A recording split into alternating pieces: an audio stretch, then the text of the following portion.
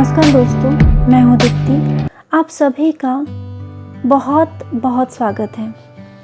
प्रस्तुत है मुंशी प्रेमचंद लिखित कहानी शेर और लड़का। अगर आपको ये कहानी अच्छी लगे तो आप इस चैनल को सब्सक्राइब ज़रूर कर दीजिएगा। शेर तो शायद तुमने नहीं देखा हो, लेकिन उसका नाम तो सुना ही होगा। शायद उसकी तस्वीर देखी हो और उसका हाल भी पड़ा हो।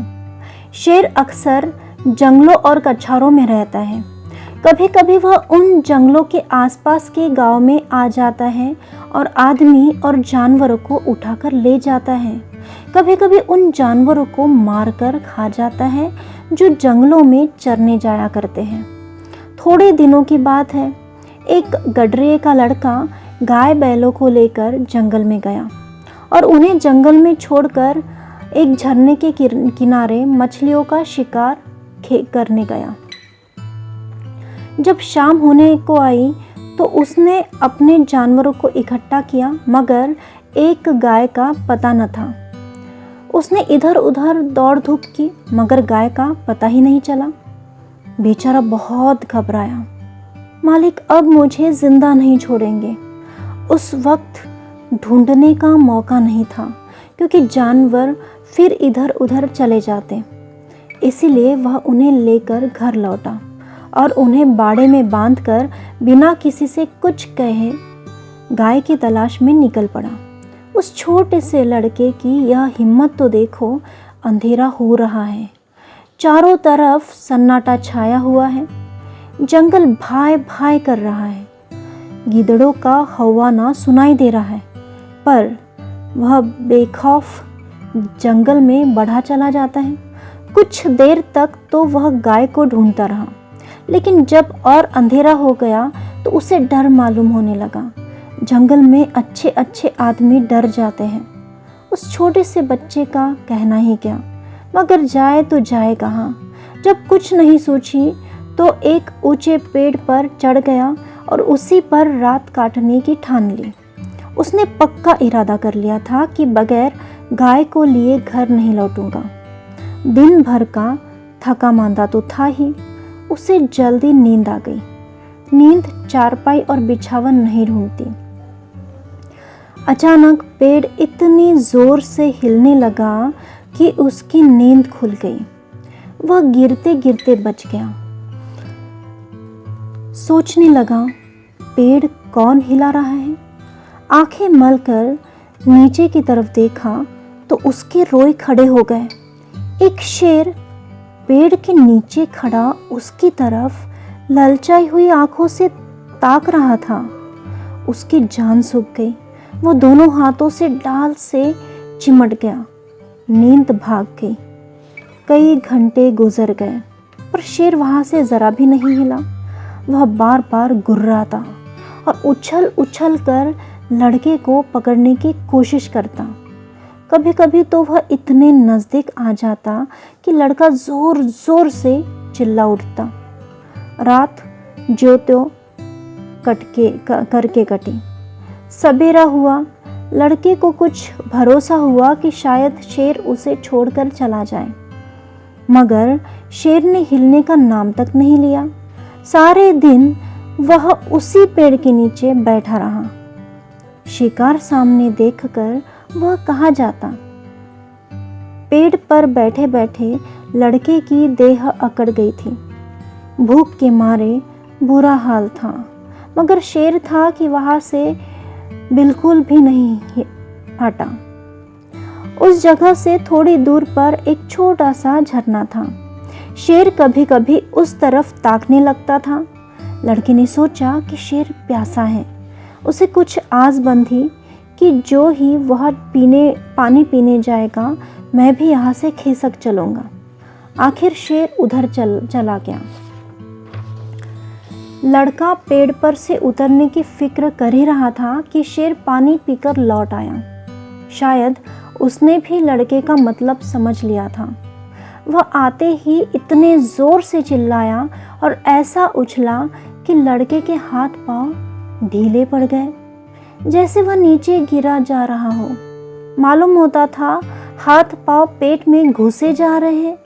जो तो त्यों करके वह दिन भी बीत गया।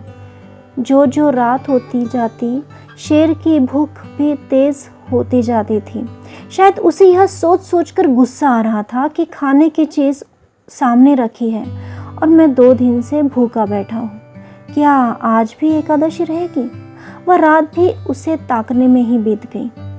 तीसरा दिन भी निकल आया। मारे भूख से उसकी आंखों में तितलियां सी उड़ने लगी। डाल पर बैठना भी उसे मुश्किल मालूम होता था। कभी कभी तो उसके जी में आता कि शेर मुझे पकड़ ले और खा जाए। उसने हाथ जोड़कर ईश्वर से प्रार्थना की, भगवान, क्या तुम मुझ गरीब पर दया नहीं करोगे? शेर को भी थकावट मालूम हो रही थी। बैठे बैठे उसका जी उब गया था। वह चाहता था कि किसी तरह जल्दी से शिकार मिल जाए।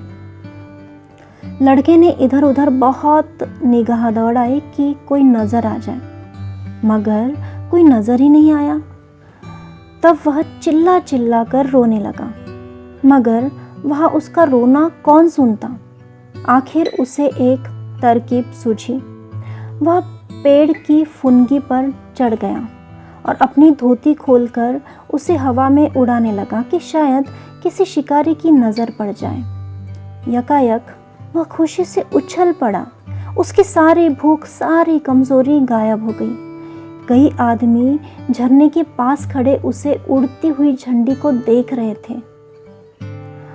शायद उन्हें अचंभा हो रहा था कि जंगल के इस पेड़ पर झंडी कहाँ से आई।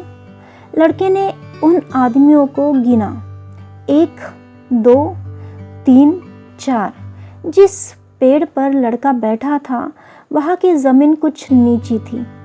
उसे ख्याल आया कि अगर वे लोग मुझे देख भी ले तो उनको यह कैसे मालूम होगा कि इसके नीचे 3 दिन का भूखा शेर बैठा हुआ है। अगर मैं उन्हें होशियार न कर दूं तो यह दुष्ट किसी न किसी को ज़रूर चट कर जाएगा। यह सोचकर वह पूरी ताकत से चिल्लाने लगा। उसकी आवाज़ सुनते ही वे लोग रुक गए और अपनी अपनी बंदूकें संभाल कर उसकी तरफ ताकने लगे। लड़के ने चिल्ला कर कहा, होशियार रहो, होशियार रहो, इस पेड़ के नीचे एक शेर बैठा हुआ है। शेर का नाम सुनते ही वे संभल गए। चटपट बंदूकों में गोलियां भरी और चौकन्ने होकर आगे बढ़ गए। शेर को क्या खबर की थी कि नीचे क्या हो रहा है। वह तो अपने शिकार की ताक में घात लगाए बैठा था। यकायक पैरों की आहट पाते ही वह चौंक उठा और उन चारों आदमियों को एक टोले की आड़ में देखा। फिर क्या कहना था, उसे मुँह मांगी मुराद जो मिले। भूख में सब्र कहाँ। वह इतने जोर से गरजा कि सारा जंगल हिल गया और उन आदमियों की तरफ जोर से जस्त मारी, मगर वे लोग पहले से ही तैयार थे। चारों ने एक साथ गोलियां चलाई। दन दन दन की आवाज़ हुई। चिड़िया पेड़ों से उड़ उड़कर भागने लगी। लड़के ने नीचे देखा। शेर ज़मीन पर गिर पड़ा था। वह एक बार फिर उछला और फिर गिर पड़ा। फिर वह हिला तक नहीं। लड़के की खुशी का क्या पूछना। भूख प्यास का नाम तक नहीं था। चटपट पेड़ से उतरा तो देखा सामने उसका मालिक खड़ा है। वह रोता हुआ उसके पैरों में गिर पड़ा। मालिक ने उसे उठाकर छाती से लगा लिया और बोला, क्या तू 3 दिन से इसी पेड़ पर था? लड़के ने कहा, हाँ। उतरता कैसे? शेर तो नीचे बैठा हुआ था। मालिक ने कहा, हमने तो समझा कि किसी शेर ने तुझे मारकर खा लिया। हम चारों आदमी 3 दिन से तुझे ढूंढ रहे हैं। तूने हमसे कुछ भी नहीं कहा और निकल गया। लड़के ने कहा, मैं डरता था, गाय जो खो गई थी आपकी। मालिक ने कहा, अरे पागल, गाय तो उसी दिन अपने आप ही चली आई थी। भूख प्यास से शक्ति तक नहीं रहने पर भी लड़का हंस पड़ा। दोस्तों, कहानी यहीं पर ख़त्म होती है। कहानी सुनने के लिए बहुत बहुत शुक्रिया। मिलते हैं एक नई कहानी के साथ। तब तक के लिए आज्ञा चाहती हूँ। धन्यवाद।